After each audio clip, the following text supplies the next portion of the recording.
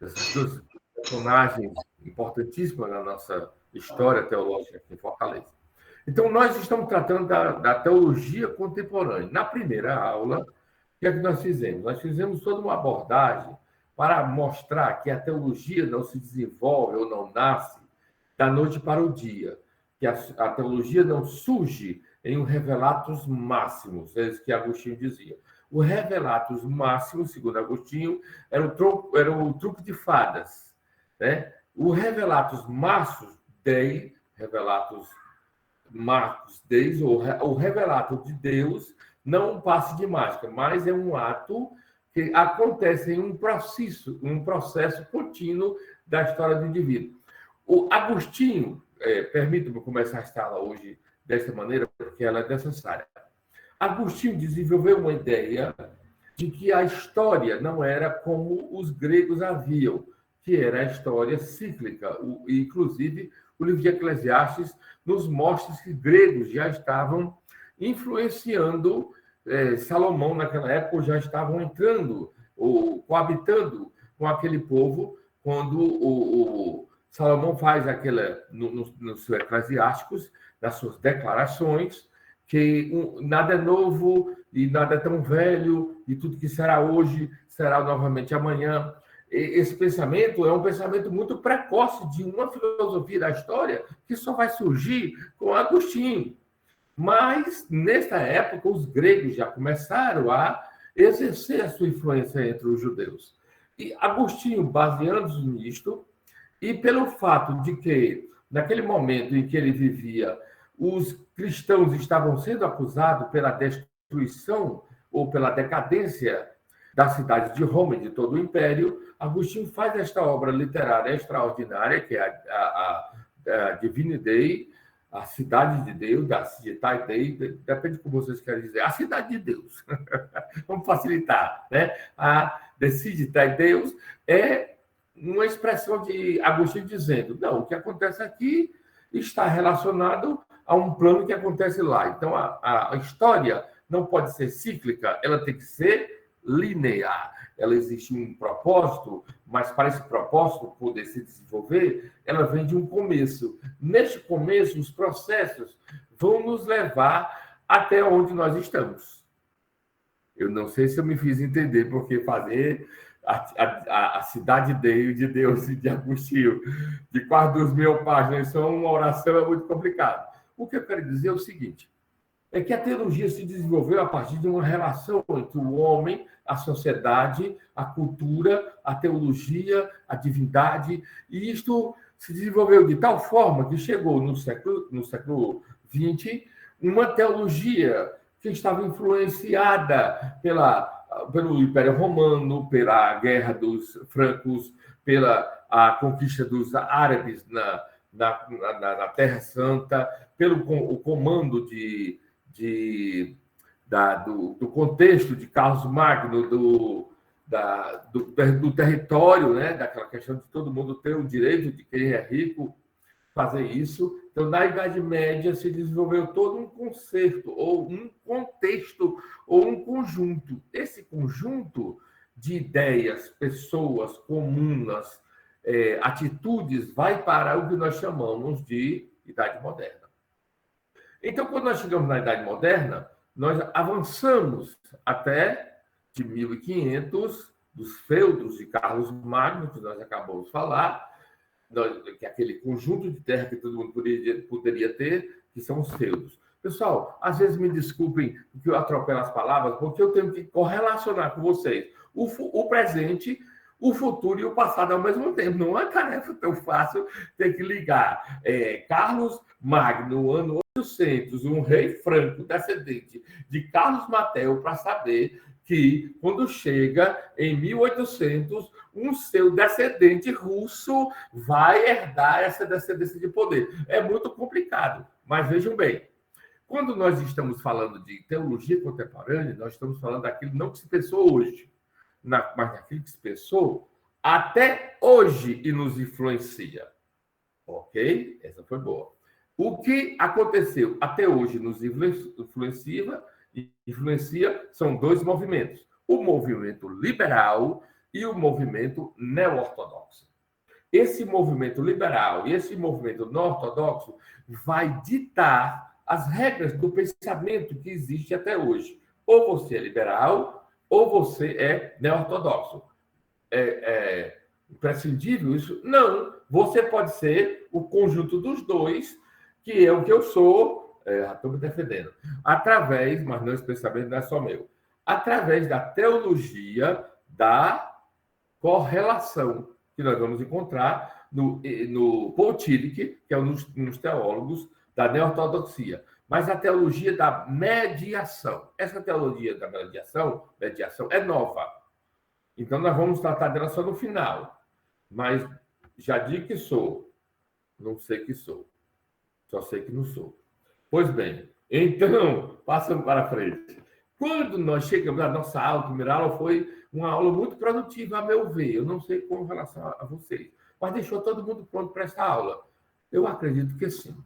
O que acontece é, no desenvolvimento do pensamento cristão, desde o primeiro século, e passando pela patrística e Agostinho, e o escolasticismo com Tomás de Aquino, e os pensamentos dos reformadores, e depois a divisão precisa entre católicos e protestantes, desde o Concílio de Trento, em 1546, e o avanço do protestantismo na Europa, e vindo até as nossas terras, muito depois, infelizmente, mas isso é uma concepção muito, vamos dizer assim, geográfica, muito científica. Eu quero saber o que estava acontecendo nesse momento no pensamento do povo de Deus, da teologia. A teologia não é uma área acima, mas ela também não é uma abaixo. Ela tem uma função tão transitória, como Barth vai dizer, que é a transição entre trazer o divino até o homem e levar o humano até o divino. Vamos respirar?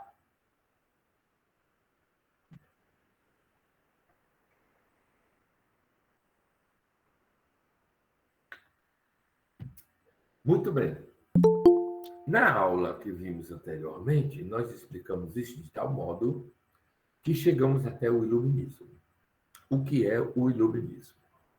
O iluminismo, como o próprio nome está dizendo, fala de iluminação. Surgindo da Alemanha e principalmente alguns teólogos importantíssimos, não principalmente, né? A Alemanha, depois de 1500, manda filosoficamente, teologicamente, a gente tem que conceber isso como uma realidade, mas ela pode mudar. Então, quando nós chegamos no século XVIII, nós encontramos um mundo ainda preso à Idade Média, embora esteja vivendo o tempo moderno.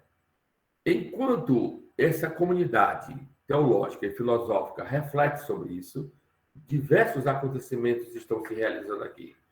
Os países europeus estão se considerando agora nações-estados. Surgem os países, porque eles saem de impérios, do Império Alemão, do Império Inglês, do Império Franco, do Império Turcomano. Então, aí surge uma Europa cheia de países e não de impérios.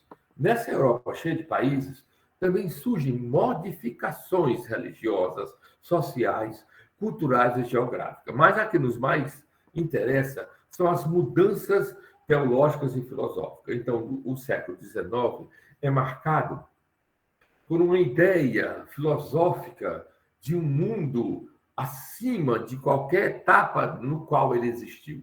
Este pensamento é o pensamento do iluminismo. O iluminismo, como o próprio nome está dizendo, a era da iluminação. As pessoas acreditavam que, de fato, de verdade, eles haviam se libertado da era das trevas, da concepção, para eles, arcaica, do teocentrismo, de que Deus está no centro. Mas, neste pensamento iluminista, surgem princípios que vão estabelecer toda uma conduta do progresso até os nossos dias. Porque o seu principal expoente e pensador é Immanuel Kant. Immanuel Kant foi um filósofo alemão extraordinário.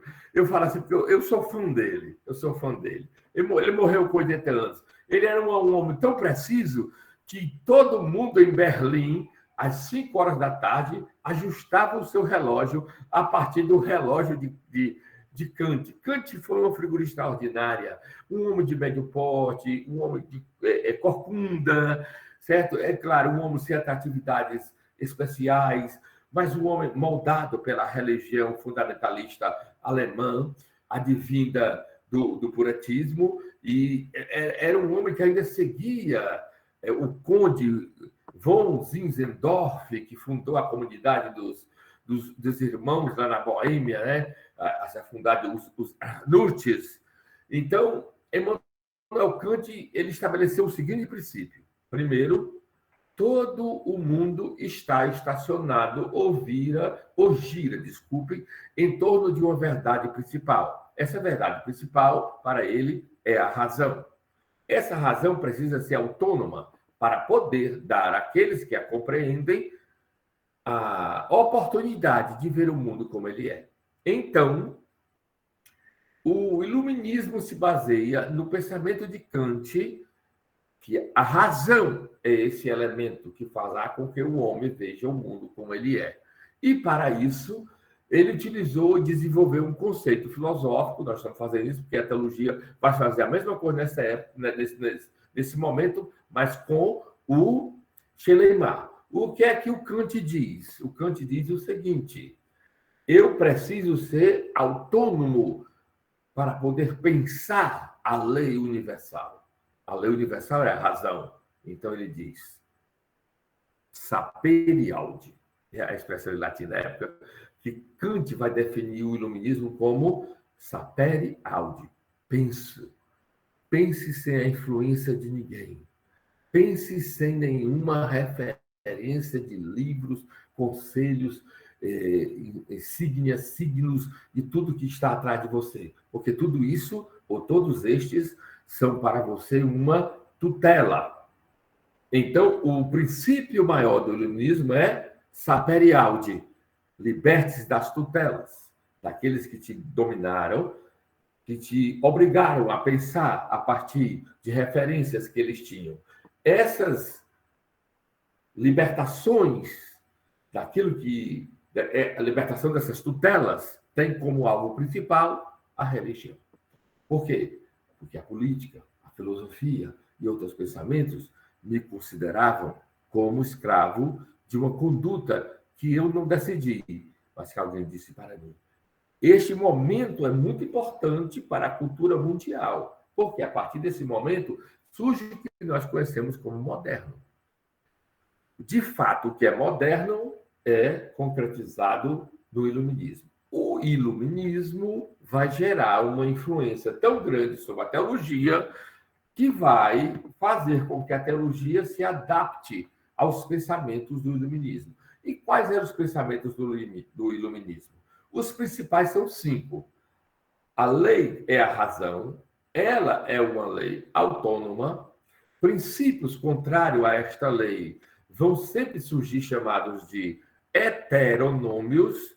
Esses heteronômios vão ser todo tipo de pensamento contrário, formando com partidos, seitas e etc, etc. E existe o preceito da harmonia. Tudo, no final das contas, vai conseguir se harmonizar, que é o princípio do modernismo, da Idade Moderna, por isso que vivemos assim. A harmonia diz que eu pego o ônibus de manhã, chego em casa à noite, ninguém me assaltou, e eu consegui ir para tal lugar, mas alguém me assaltou, mas eu reclamei com o delegado. Então, existe toda essa concepção, que já vem de Max Weber, do socialismo, que é uma abolição. Nessa época, é uma abolição. O mundo está mudando. É Max Weber e Emílio Durkheim com relação ao socialismo. É Marx com a socialização. E a teologia faz o quê? Surge com o liberalismo, que faz com que tudo aconteça em comunhão com essa mudança na era, nas ciências, no comportamento. Por que a teologia liberal surgiu? Ela surgiu porque, se ela não se adaptasse, ela morreria. Esta é a verdade. O que é, então, a teologia liberal? Ela é uma adaptação, ela é um conformismo às eras modernas. As eras modernas surgem, então, desta forma. Em 1500, os tempos modernos. O mundo se expande.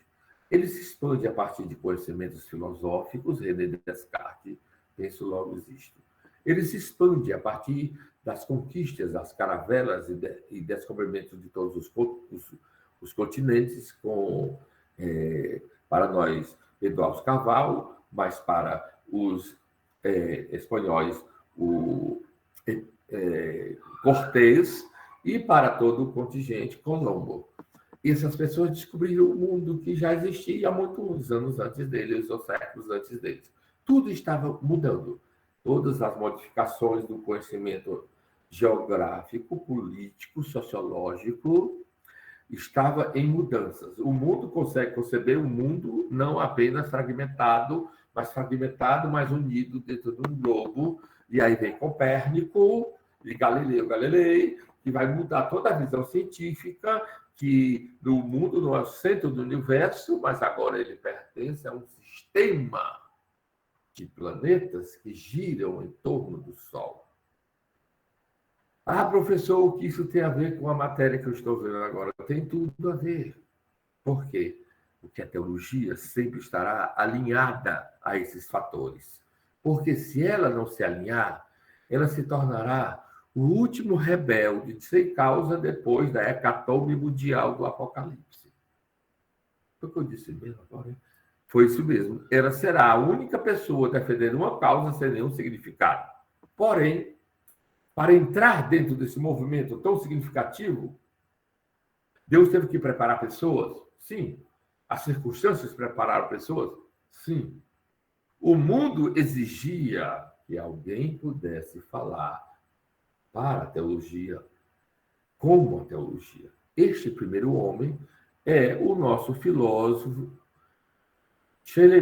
Frederico Schleiermacher, Friedrich Ernst Daniel Schleiermacher. Schleiermacher foi um homem prodigioso.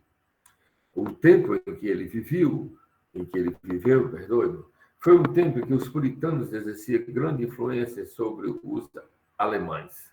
De uma família tradicional, Schleiermacher se desenvolveu e foi estudar em Berlim e estava em contato com toda a sociedade aristocrática. Foi aí que surge a primeira obra de Schleiermacher, que são as Redens. As Redens são as cartas, os discursos. É difícil traduzir, porque no alemão tem vários significados. Os discursos sobre o cristianismo para aqueles que o desdém. Eu vejo o nome do livro, as Redens. O discurso sobre o cristianismo por aqueles que o desdém. Mas você vai encontrar com o nome só Reden. O que é que Schleiermacher faz? Schleiermacher diz, como é que vocês vão compreender o cristianismo se vocês não compreendem o que ele significa para o mundo?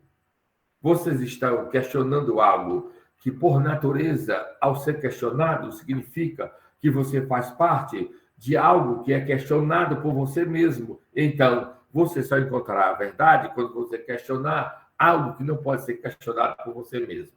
Isso quer dizer, só Deus pode intervir em toda a sua concepção de sequências da sua ciência, da sua concepção atual, e você só vai atingir o tudo quando você compreender os limites do finito em relação com um infinito. Calma, porque todos os outros teólogos, quer sejam eles liberais, ortodoxos ou neortodoxos, vão partir desse princípio. O princípio é como aquilo que tem limite se relaciona com aquele que é ilimitado. E para isso nós vamos recorrer a alguns teólogos e filósofos que já estão à frente, que na aula seguinte já vamos mencioná-los, mas vamos já adiantar um pouco, certo? Que é o Kierkegaard, um filósofo dinamarquês, teólogo e filósofo, belíssima a sua obra, e também o nosso amigo Paul Tillich. que no século XX é considerado, como ao lado de Karl Barth, como o filósofo mais contemplativo, mais importante, embora Karl Barth seja o maior teólogo, mas Paul Tillich é o teólogo mais contemplativo, porque ele só começou a fazer teologia com 50 anos. Com 50 anos, depois de ser mestre em filosofia, ele resolveu escrever a sua teologia sistemática. E ele está muito nessa consciência do que nós estamos falando hoje. Porque Paul Tillich dizia que o homem é formado pelo ser e pelo não ser. O ser vai buscar sempre as coisas profundas do fundamento do ser. E o não ser, o decaimento do ser. Vamos ver se vocês conseguirem compreender. Existe uma natureza presente no ser humano, essa natureza leva sempre ele para um oposto, que também o carrega para um poço. Esses teólogos e filósofos que eu estou falando para vocês, eles conseguiram compreender isso e mostrar que isso não é o fundo do poço, mas o degrau, mas a relação, mas a oportunidade, mas a viés que todo mundo pode utilizar e todo mundo precisa ser alcançada, porque ela está paralela e é corretivamente existente na nossa caminhada cristã. Na verdade, Paul Tillich diz, na nossa caminhada existencial, porque essa caminhada cristã pode ser só uma nomenclatura, sem nos dizer o que realmente somos. Ok? Mas vamos lá. Então, depois que Kant... Vocês lembram de Kant? Nós estávamos em Kant. Quem se lembra que nós estávamos em Kant? Porque essas pessoas das quais falamos falam a mesma coisa de Kant. Existe um princípio fundamental da realidade. Para Kant, é a razão. Para os deístas, era um Deus que criava o mundo e deixava ele andar sozinho. Para os islâmicos, que já estavam de plena posse de uma parte da Europa, era Alá. Mas para nós, segundo o que nós vamos dizer agora, dos nossos principais pensadores liberais, é uma continuidade com uma relação constante de atividades que Deus não pode, segundo eles, desculpem, que Deus não pode estar sempre gerando todo este movimento, porque ele já gerou um princípio que gera esse movimento. Daí surge a teologia relacional. O que é a teologia? A teologia relacional, ela surge no século XVII, ela não é uma coisa, como vocês pensam, nova, não. Reinhard Schumle, um teólogo alemão, criou um processo que o conceito existe e que vai gerar outro conceito, e culturalmente esse conceito pode ser distribuído, e esse conceito também vai se diluir, aparecendo agora a única opção, eu me relacionar para compreender que nos relacionamentos Deus está presente. Isso está agora nos nossos dias acontecendo. Meu Deus, tivesse tempo, né? O tempo. Pois bem. Então, o que é que acontece no pensamento liberal? O pensamento liberal se baseia nos moldes do iluminismo. Então, Schelema é o mais perto disto. A sua família, o seu pai clérigo, toda a sua família é dirigida para essas questões ortodoxas. Nós falamos na outra aula que a ortodoxia é todo aquele conjunto de verdades ortodoxas, verdades ou doutrinas oficialmente estabelecidas que foram realizadas na Reforma, a partir da Reforma, a partir dos cânones de Dort, a partir do catecismo de Heidelberg, o catecismo de Wittenberg, o catecismo maior, o catecismo menor de Wittenberg, formaram aquela cultura cristã, aquela doutrina, aquele projeto, aquela construção inabalável, aquele castelo de doutrinas, que ninguém podia entrar e ninguém podia também abalar. Mas o protestantismo admitiu que, em algumas questões, ele precisava abrir espaços. E o que nós encontramos agora é esse espaço. O que seria a teologia se Schelema não a introduzisse no mundo a partir de um pensamento liberal? Deixa eu dizer uma coisa para vocês. A teologia ela nunca vai deixar de existir. Mas como também outras ciências humanas, elas sempre irão permanecer.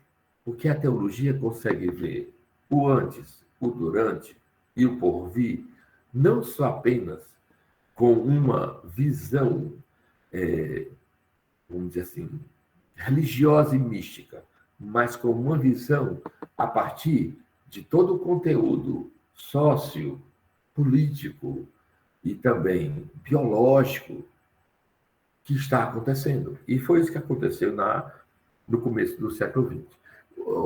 E antes disso, para poder acontecer o século XX e o seu pensamento teológico, nós estamos no pensamento liberal. Acontece que o iluminismo, todo mundo, todo pensamento filosófico, histórico, do direito, da justiça, tudo se adaptou ao pensamento iluminista. Então, o que acontecia? A religião precisava também fazer essa adaptação. Nesta adaptação, 3 são as pessoas importantes, que a nossa aula de hoje é sobre isto, para deixarmos prontos para a aula seguinte falarmos sobre a neo-ortodoxia. Entendam, a nossa aula de hoje ela é uma preparação para a aula seguinte. Por quê? Porque na corrente dos tempos em que a teologia se desenvolveu, é preciso entender em qual momento está a teologia contemporânea. E saber que ela é um resultado da teologia liberal. Porque a teologia contemporânea só existe porque existiu um movimento de teologia que estava se libertando da concepção que já existia, porque liberal não quer dizer libertino. O liberal quer dizer aquele que tem a coragem de sair de um sistema, de um molde, de uma concepção. Ele rompe com essa concepção e resolve adotar outra. Por isso existe o político liberal, existe o filósofo liberal, existe o cristão liberal. Mas para nós agora o que importa é que os liberais foram aqueles que tiveram a coragem de sair daquele movimento já pensante, de forma que, se não saísse dele, ele iria, com o tempo, se desgastar. Porque o moderno, que era os tempos modernos, com o iluminismo, rejeitava tudo aquilo que ainda estava preso à Idade Média. Por isso o nome iluminismo. Por isso eles se consideravam iluminados. A Idade das Trevas estava agora acabando, porque definitivamente a iluminação veio para os homens. É a partir desse momento, queridos, eu vou abrir aqui uma aspasinha, viu? Me permitam, antes para voltar depois do nosso assunto.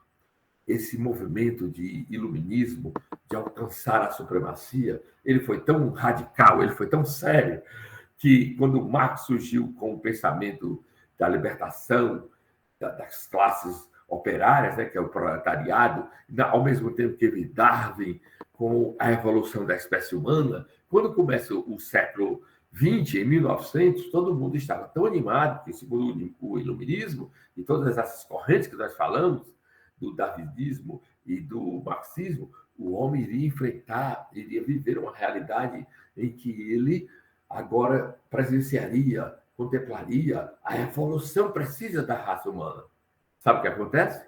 A Primeira Guerra Mundial. A Primeira Guerra Mundial, em 1911 até 1918, existe uma guerra sem precedentes na Europa, movido pelo país da cultura, a Alemanha, a Áustria. E vem lá a Revolução Russa, e a Primeira Guerra Mundial ela é tão intensa, ela é tão cheia de atrocidades, que a corrente pensadora filosófica da época se suicida, inclusive Santos Dumont.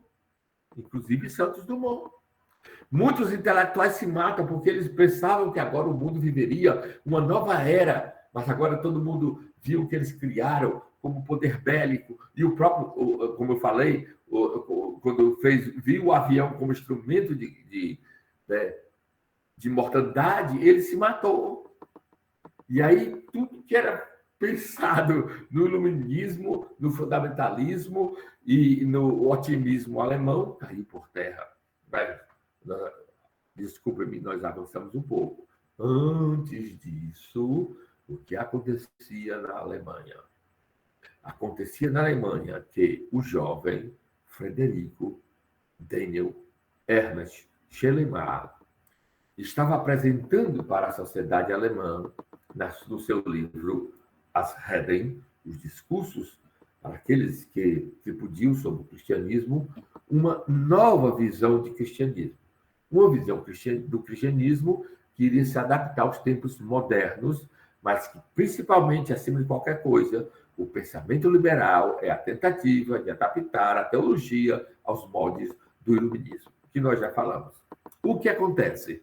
Schellemach, como muito erudito e vindo de uma devoção muito grande do pietismo alemão, naquela sociedade que ele tinha acesso aos jovens ricos e nobres, ele viu como eles desdenhavam do cristianismo, aí ele escreveu as Reden, que significa discurso sobre o cristianismo para aqueles que desdenham dele. Vocês vão encontrar várias interpretações sobre isto.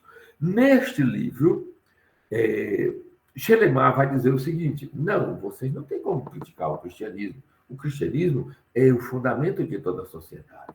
E toda ótica, e toda retórica, mas também toda ética, fundamenta-se no que o cristianismo existe. Mas as pessoas até agora não entenderam que o cristianismo, na sua visão, dizia Schellemach, na sua visão tradicional de religare, na concepção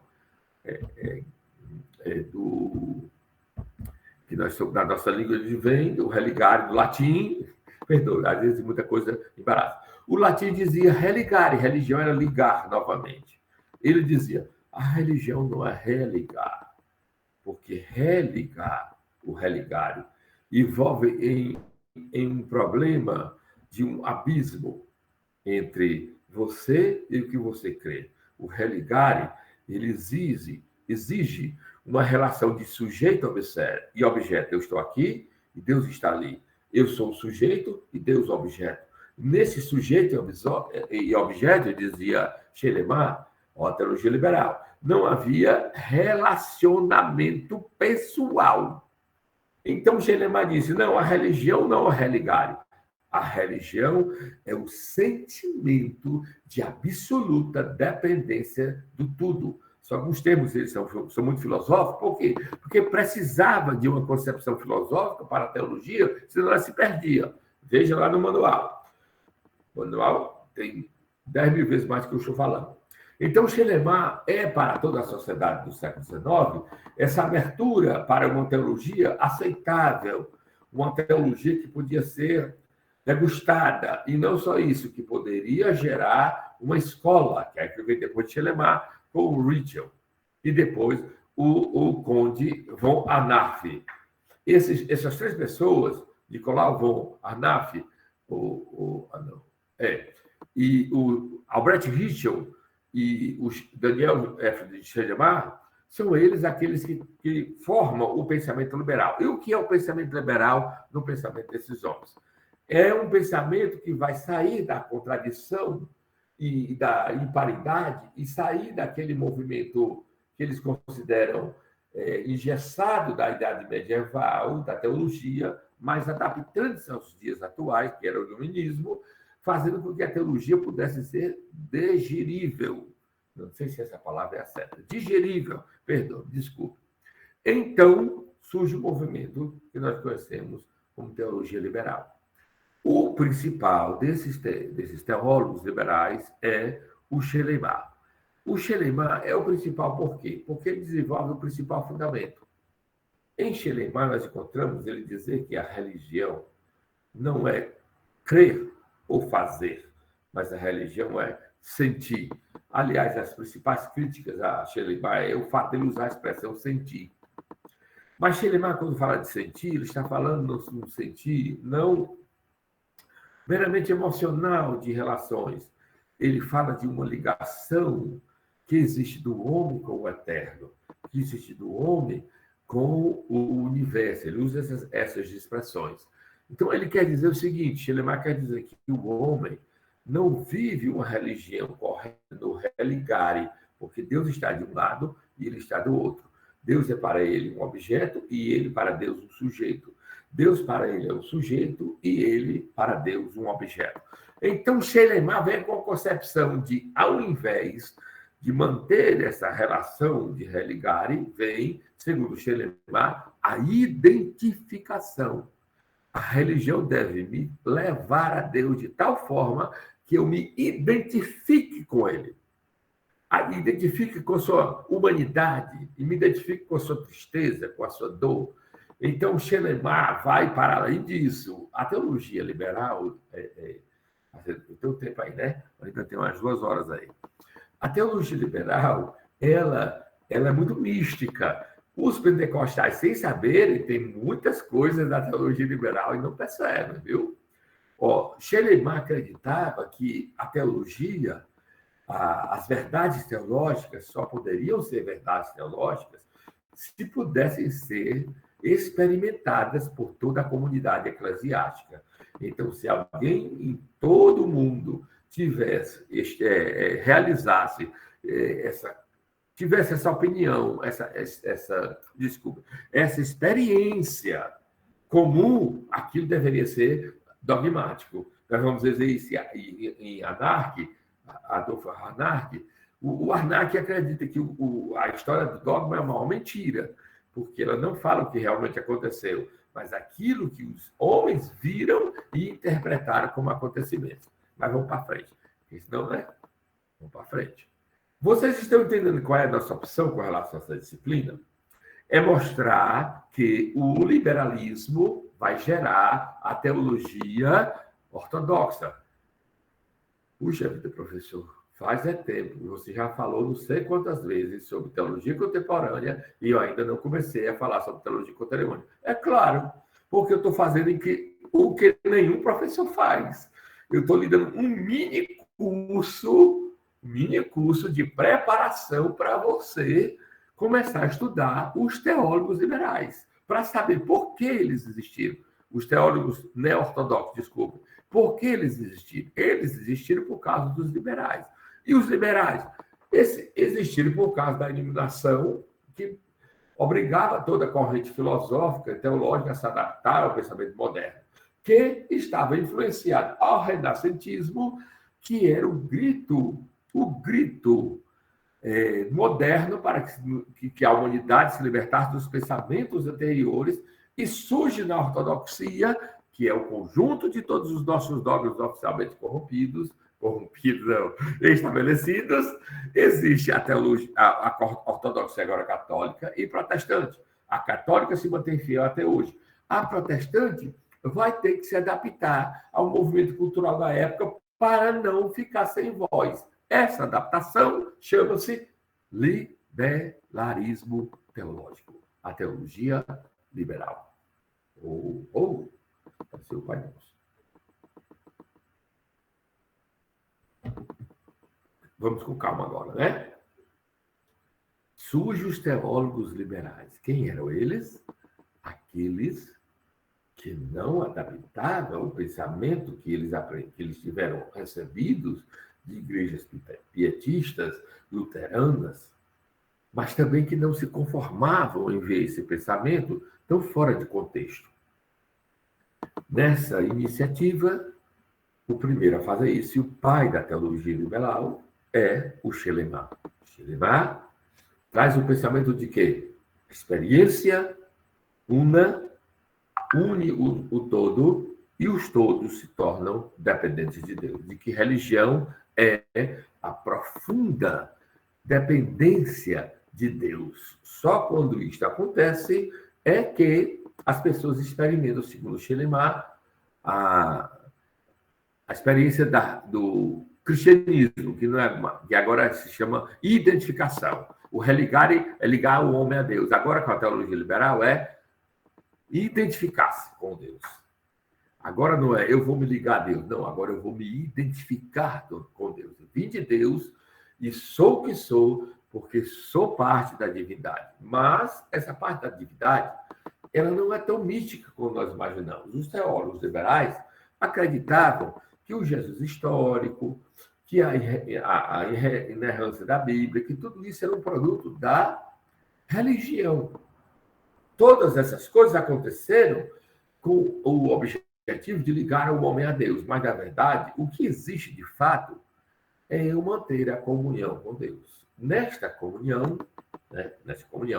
veio o nosso amigo Shelemar dizendo que nós vivemos em um tempo que é o seguinte: após Shelemar, vem o Albert Hirsch. O Albert Hirsch trabalha mais para procurar que a ciência e a religião são coisas completamente diferentes. E o Albert Hirsch faz uma escola, cria uma escola. Depois dele vem o Arnack, Adolfo Arnack, que é o que eu mais gosto, que mostra como o cristianismo é diferente, como o evangelho é diferente. O Arnack escreve um livro que todo mundo fica esperando em todas as estações de trem da Europa sobre essa diferença entre o que é eu sou, o que de fato é o cristianismo. Então, esses três homens, Shelemar, Ritschl e Arnack, eles fizeram o que com a teologia? Eles conseguiram formar um conjunto de pensamentos sobre o cristianismo que o salvou da condição de ser algo banal, de ser algo desprezível, de ser algo sem contexto, de ser algo sem plataforma, vamos dizer hoje, né? Então, por causa deles, o cristianismo permaneceu. Porém, eles geraram uma série de concepções, uma série de pensamentos, uma série de tradições. 10 minutos, viu? Como? 10 minutos. É exatamente só o que eu tenho mesmo, está na hora. Rapaz, nós estamos numa sintonia abençoada. Ó, pessoal, eu só tinha mais 10 minutos mesmo. Então, o que acontece? Quando nós formos ver a aula que vem, e o que eu gostaria que fosse quarta-feira, nós vamos ver que agora vão surgir aqueles que reagem a este movimento liberal.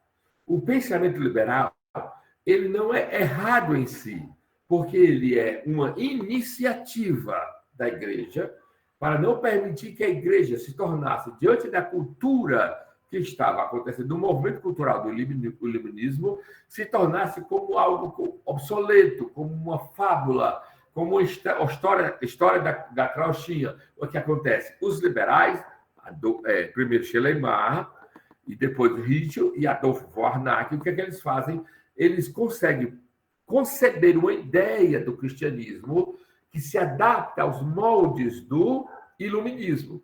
Mas nessa concepção, o cristianismo não se preserva apenas, ele também gera um pensamento contrário, sem existência fundamental, porque compromete a natureza de Jesus, compromete a salvação, compromete a escritura através da autocrítica. A escritura passa a ser um livro simples, o que importa é o pensamento categorizado.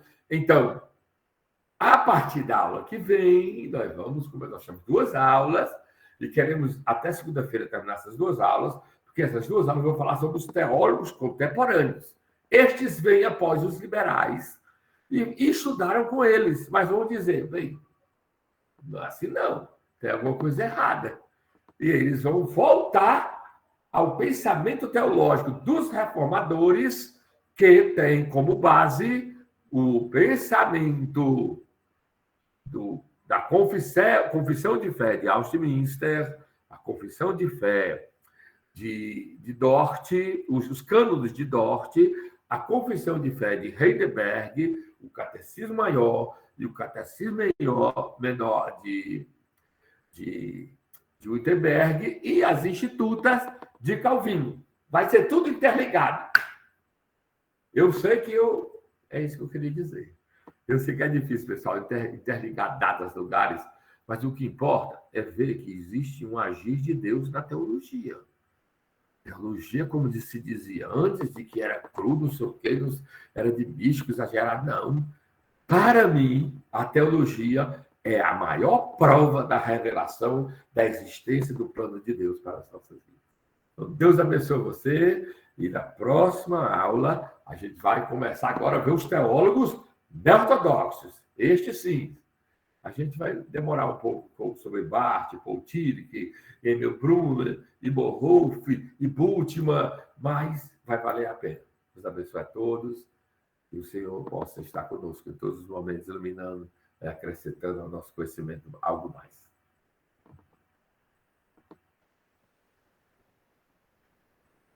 Nós temos 6 minutos. Alguém tem alguma pergunta?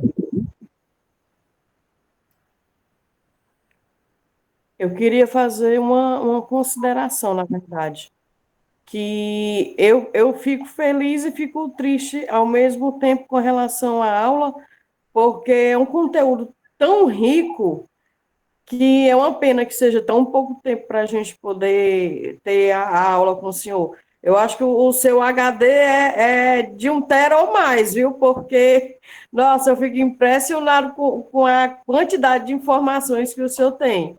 E eu fico me lembrando de quando eu estudava, que eu fazia a 8ª série, que o senhor falando sobre algumas coisas sobre iluminismo e tal, e a gente estuda algumas coisas, né? Pincela algumas coisas na 8ª série, eu lembrando, poxa, eu devia ter gostado de história naquela época, que eu vim gostar de história agora depois de velha. Oh, meu Deus do céu!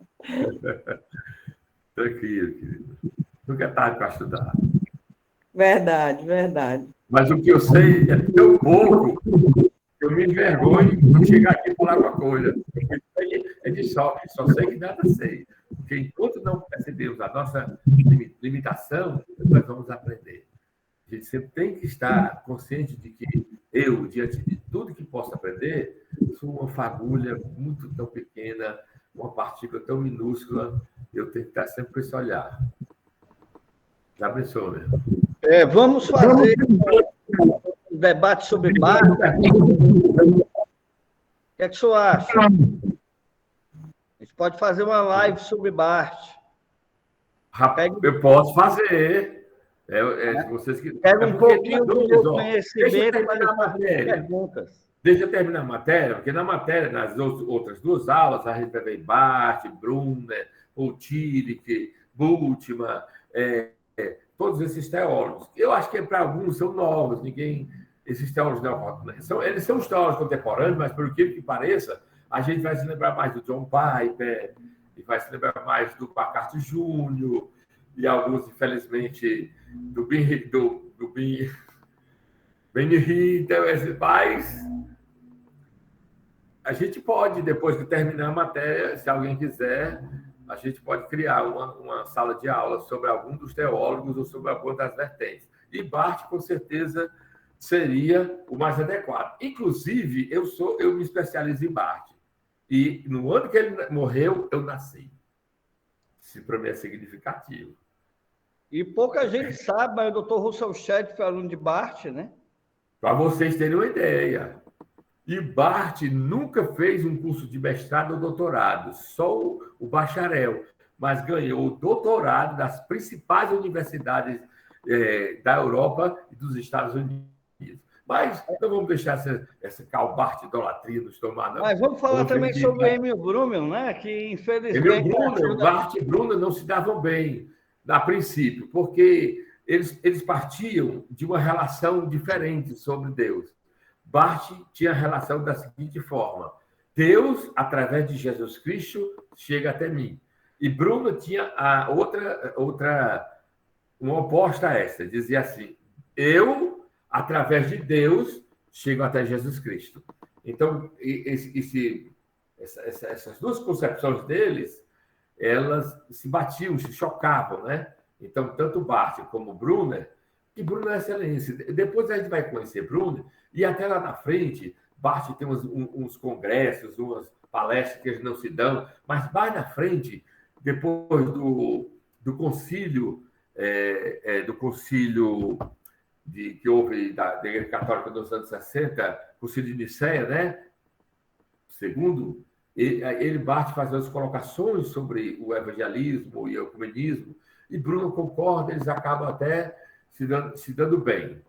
Até dizem que eles nem se davam bem no sentido de se comunicar, mas nesse dia parece que pegaram as mãos e Barth disse para Bruno: na verdade, Deus, a gente vê o homem em Deus. E Bruno diz assim: na verdade, a gente só vê o homem em Cristo, porque Deus fez a partir de Cristo. Essa frase celeste... Já que a gente está falando mal dos outros, vamos falar de Hannah também. Hannah, ele vai falar o seguinte, gente. Hannah, ele diz: da Bíblia eu deixo isso aqui... Só a capa, mas não guardar.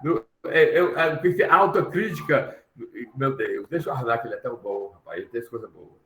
Então, pessoal, aí um abraço para todos do coração, pastor Wagner, meu amigo, companheiro. Vamos, Paul Tillich Bultmann também, da demitização, né? Tirar mas tu quer que eu dê aula mais do que da outra, né? Deixa eu dar essa aula, a outra aula que nós vamos falar sobre isso aí, homem. Essas coisas não podem ser vistas apressadamente. O que eu estou percebendo é o seguinte, que deu certo a primeira aula e a segunda, para todo mundo saber, quando a gente for falar dos neo-ortodoxos... Estamos no fim. Quando falarmos dos neo-ortodoxos, nós iremos lembrar dos teólogos liberais que vieram antes deles e que fizeram com que eles surgissem. Um abraço a todos. Deus abençoe, professor. Obrigado. Depois a gente programa uma aula só embaixo.